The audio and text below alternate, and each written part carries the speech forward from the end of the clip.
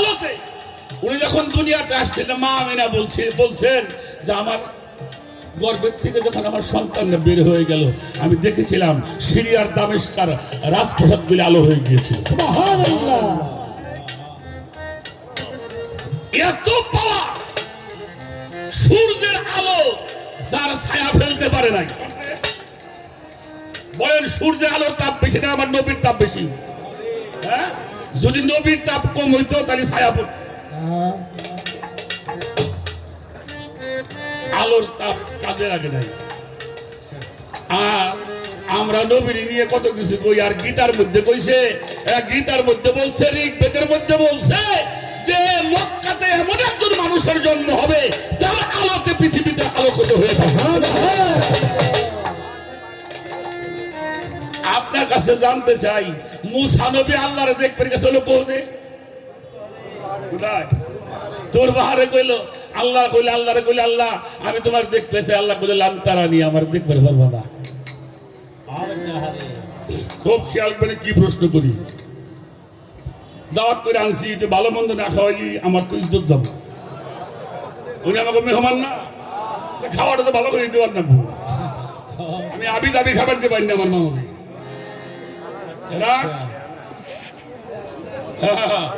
না ইলিশ মাছের পেটে আমার না দেখা হয়েছে আজকে। আরে বাপ রে বাপ। হ্যালো, আজকে তাহলে মুসা নবী আল্লাহকে দেখতে গেল। মুসা নবী যেই নূরের আলো দেখছিল তার চেয়ে কি আমার নবীর নূরের আলো কম না বেশি? বেশি বেশি। কথা বলেন। বেশি বেশি। কত গুণ বেশি? কোটি কোটি গুণ বেশি। সুবহানাল্লাহ। তো আল্লাহরে দেখতে গেল, দেখলো কি আল্লাহ আর নূরের ঝলক। নূরের ঝলক দেখছে। এই নূরের ঝলক দেখতে যে উনি যে পাহাড়ের মধ্যে আসলে পাহাড়টা ভালো আসলে পুড়ে গেছিল।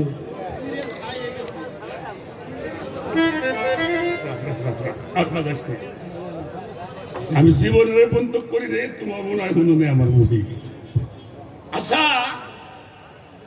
মুসা নবী সামান্য একটু নূর দেখলো, সেই নূরে তোর পাহাড়টা পুড়ে ছাই হয়ে গেল। আর যেই নূর, যেই নবীর নূর কোটি কোটি গুণ পাপ। হেরা পর্বতের মধ্যে উনি 15 বছর রইল, এ জায়গায় তো পাহাড়টা আর বলল না।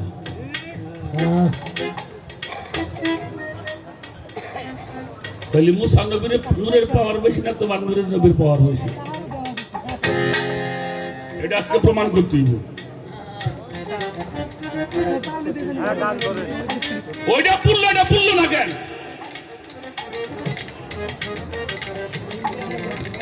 এটা আমাকে একটু দয়া করুন। মুসা নবীর ছায়া জমিনের মধ্যে পড়ছে না, কিন্তু আমার নবীর ছায়া জমিনের মধ্যে পড়ে নাই। তাহলে হেডা পড়লো না, হেডা পুড়ে গেল। আর উনি মাটির উপর হাঁটতো, পাহাড়ের যে সাধনা করতো, উনি ওনারটা পড়ে না।